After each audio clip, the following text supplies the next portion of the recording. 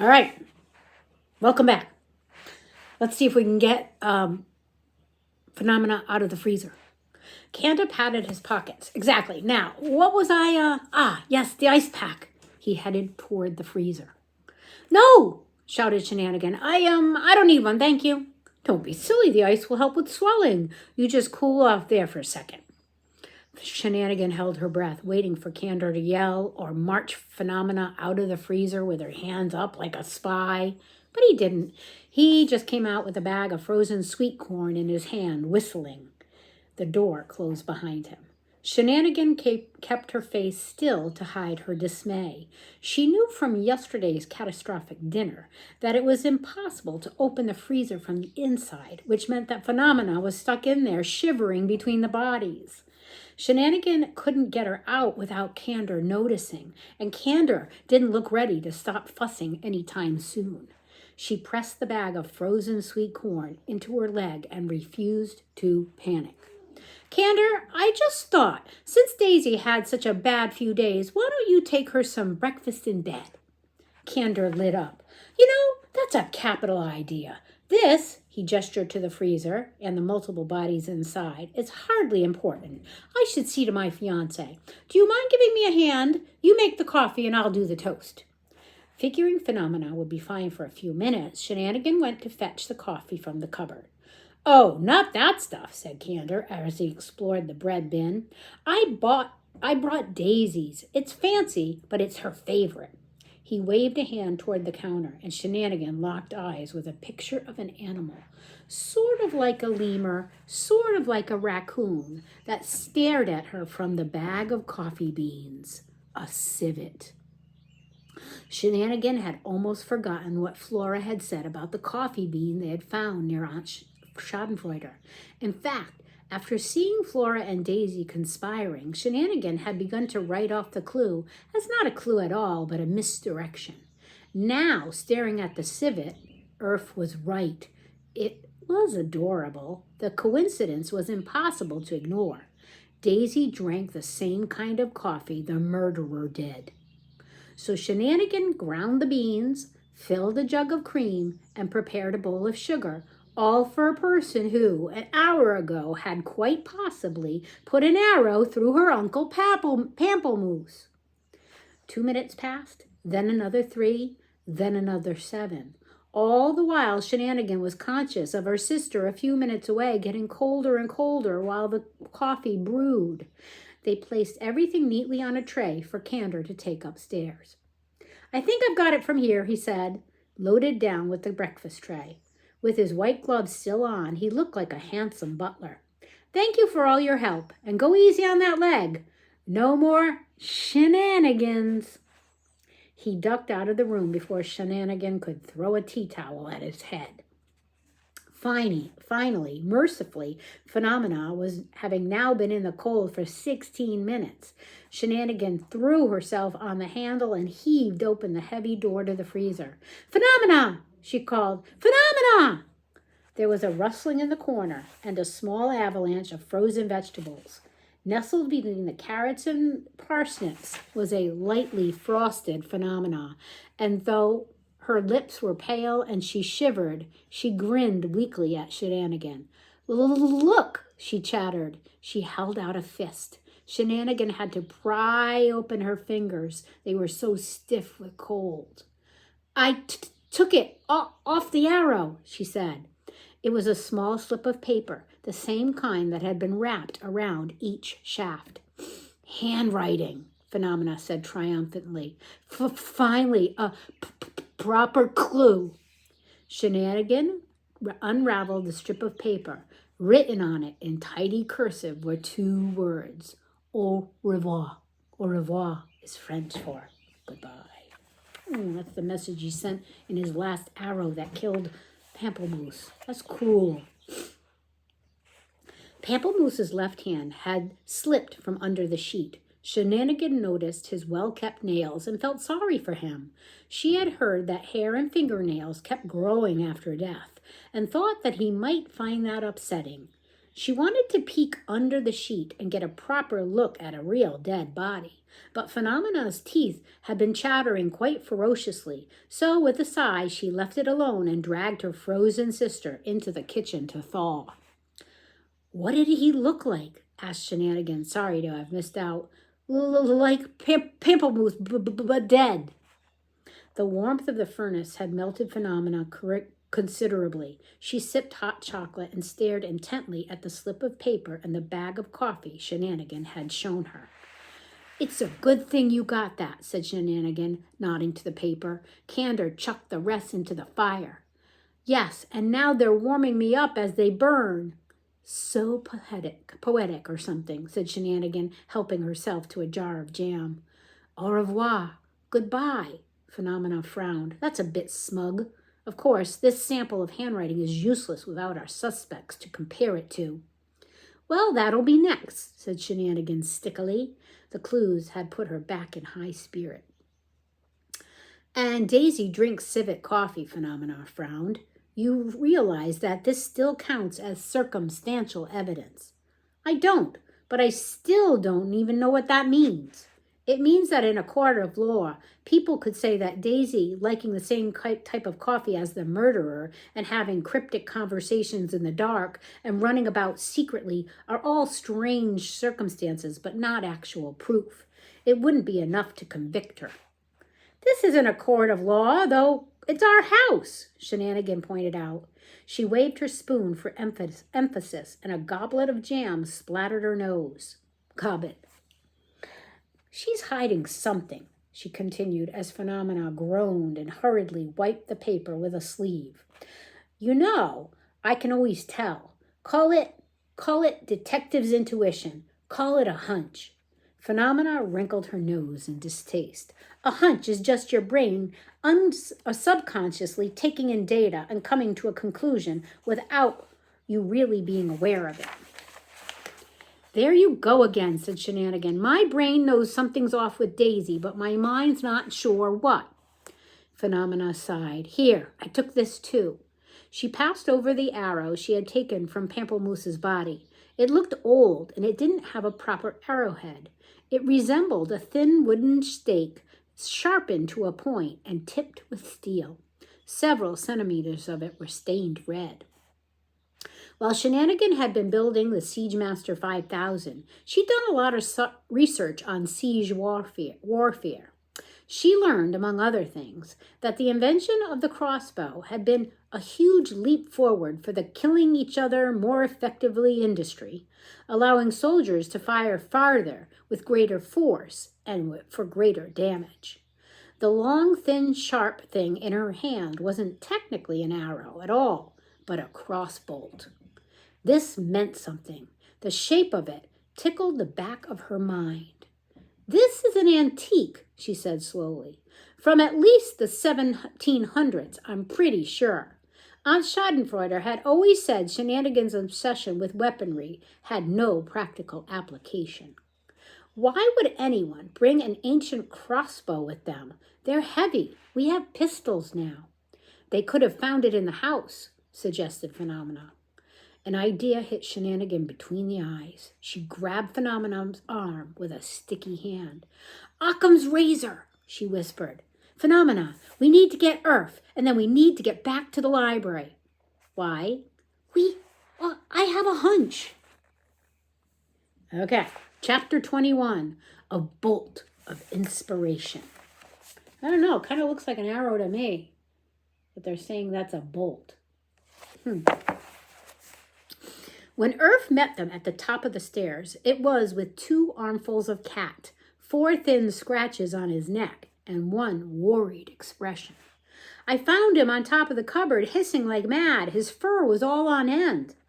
John the cat's eyes, usually half closed and sleepy, were wide and staring. His ears flicked to and fro as if he were listening for something. "He's limping a little bit, but nothing feels broken. I think was very brave." Shenanigan reached out to touch John the cat's back leg.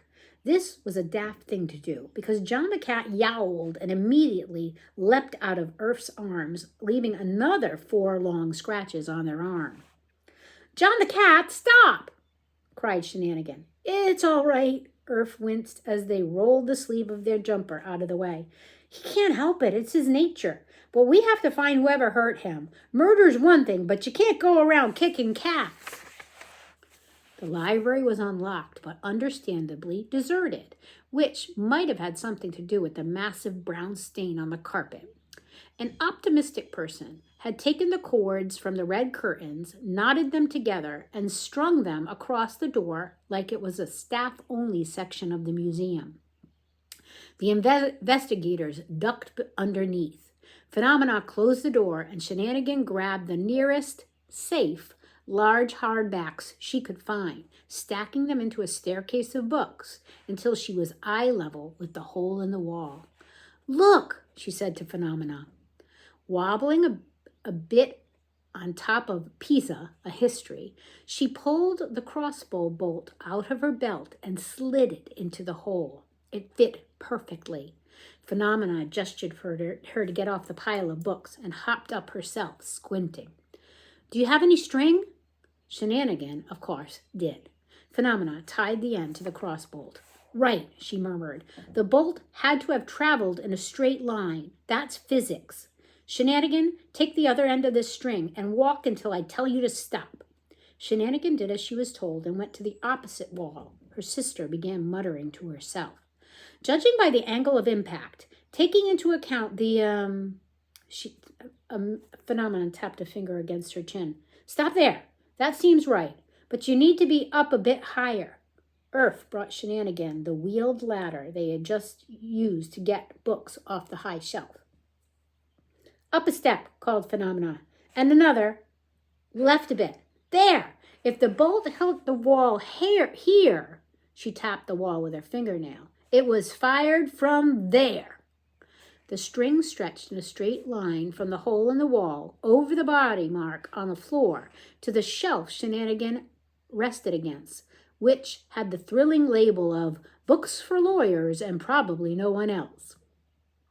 There was a space between two books, and at the back of the shelf was another small round hole.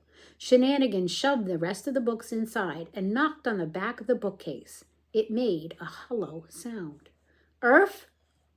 Her cousin gave her a hand, then both hands, when just one wasn't sufficient. Digging their nails into the seams, the two of them eventually managed to wrench the back panel away. Behind it was a small space. It contained a wooden stand, which looked barefoot, as if until recently something had been resting there. And at the bottom of the space was a loose crossbow bolt. Irf and Shenanigan looked at each other. Well, said Irf, now we know where Pamplemouse's killer got their weapon. Look at this frayed bit of string here, murmured Phenomena. This was meant as a trap to be triggered when someone took the missing book off the shelf. Okay, but it must have gone off or else there wouldn't be a hole in the other wall. They all stared into the dark space. There were cobwebs in the corners and a thick layer of dust. How did the murderer even know the crossbow was here? Asked Phenomena. That hole is hard to spot unless you're looking for it. Maybe they didn't. Irf picked up the loose bolt, turning it in their hands. Maybe they set it off by accident, or Gumshoe did. Phenomena began to pace. The pacing wasn't enough, so she put the end of her ponytail in her mouth and began to chew. Shenanigan and Irf sat down on the pile of books and let her think out loud. A theory, said Phenomena thoughtfully. Shenanigan and I passed Gumshoe yesterday on the way up to Atrocious and Peaks. Shenanigan, you remember him saying that stuff about having research to do? The most logical place to do research is here in the library. He shouldn't have been able to get in here, but, she waggled a finger, we know that the keys have been missing since Shenanigan left them on Aunt Schadenfreuder's desk. Go on. When we laid Aunt Schadenfreuder out after she pushed, everything on her desk got knocked to the floor, including the keys. And Gumshoe was crawling around on the floor, added Shenanigan. He could have picked them up. Right. So next morning, after he had spoken to Atrocious and Peak, he went to the library, unlocked it, and got on with his research. He took a book off the shelf, which wasn't The Body in the Library, because that's a detective novel, put in Shenanigan. Yes, and this shelf is for books for lawyers and probably no one else. There's no fiction on here. It's all books on law and land boundaries and legal history. He took a book off this shelf, setting off the crossbow, and what? Said Earth. The bolt missed him? It can't have missed him, insisted Phenomena. She mimed pulling a book from the shelf. He would have been standing... Earth, get back up on the ladder a second. About this close, eye level with the crossbow, which was hidden behind the panel. He couldn't even have seen it coming. There's no way he could duck in time. Then he didn't duck, said Earth. They all considered this for a moment. Earth got down off the ladder. You did find blood in the wall, they reminded Phenomena, looking a little bit queasy. And you said it yourself. Gumshoe would have been eye level with the crossbow. A crossbow, even one a few hundred years old, is designed to punch through armor to get to the soft person inside. At point-blank range, it would have absolutely no trouble at all going into the head of a certain unwitting detective and out the other side, sinking into the wall. Earth said decisively, ouch. So, said Shenanigan, Gumshoe wasn't killed by the statue at all. It was the crossbow in the eye in the library. But hang on, his head was crushed, interrupted her Earth, which makes no sense. If we're right, Gumshoe's death was an accident. Why go all to the trouble of disguising the body? Probably because they wanted the crossbow, said Shenanigan. I mean, I would. I love crossbows. I'd probably want one even more if I meant to kill someone. Whichever legal book Gumshoe picked up is missing too, added Phenomena. If people turned up and found Gumshoe with a hole in his head, they'd look for what put the hole there.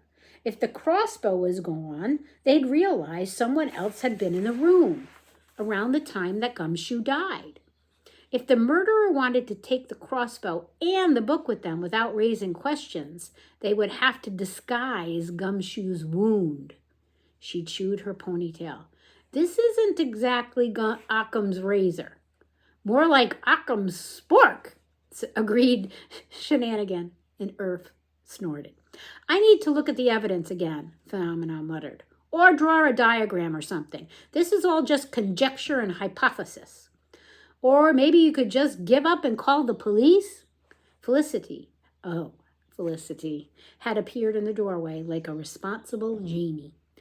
There's another body downstairs, Felicity added, in case you haven't noticed. Shenanigan sat on a pile of books. We noticed. We just finished looking at it. Of course you did. Shenanigan had been expecting another bout of shrieking. Felicity's eerie calm was worse. Too much to hope that you'd abandon the case. Now there's actual danger to your lives. What are you thinking, Phenomena? Phenomena frowned. I'm thinking that no one else is doing anything. The investigative standards in this house are appalling. Clearly, someone has to step in and figure things out. Well, it's not going to be you, is it? Or Shenanigan. I just met Earth, and they've already been more helpful than both of you combined. Hang on. What? Squawked Shenanigan. Said Earth. Phenomena turned to Shenanigan with an almost pitying smile. Shenanigan, you're a valuable Watson, but you just don't have a head for investigation. You haven't even been giving this case your full attention. You're more concerned with your stupid treasure hunting thing. Shenanigan felt as if she'd been kicked, and when she was kicked, her first instinct was to kick back. Are you serious? I've spent all my time running around finding out stupid bits of information about clues and timings because you won't accept that it's obviously Daisy. I haven't been looking for treasure at all. I haven't even been able to explore the secret room yet. She realized her mistake as soon as the words were out of her mouth. 6 round eyes swung in her direction like headlights. Ah, right, she said. So there's a secret room on the 2nd floor that I saw Aunt Inheritance go into the night before the reunion. And I didn't tell you about it because... Phenomena stared at her. Sorry, are you saying you had information relevant to the case, to one of our suspects, and you're just now telling us about it? I didn't think it was relevant, protested Shenanigan. I thought it was related to Vile's hoard, not the murder. I can't believe it, said Felicity. Oh, wait, I can, because you're completely, unrepentantly, we. 4 heads swiveled to Flora, who had stuck her head around the door. Shenanigan knew it was Flora because Flora wouldn't have said we, and because her next sentence was, Fauna wants you lot upstairs. We're busy, snapped Felicity. Yeah, but she said to insist, said Flora. Said it's in the name of family unity or something. So this is me insisting. The sisters glowered. Earth looked relieved at the distraction. If you don't move, I'll continue to insist, and at ever-increasing volume. Flora added, Go! They went. All right, that's the end of chapter 21. We'll pick up next time with 22. And here are some birthday kisses and love to you until we read again.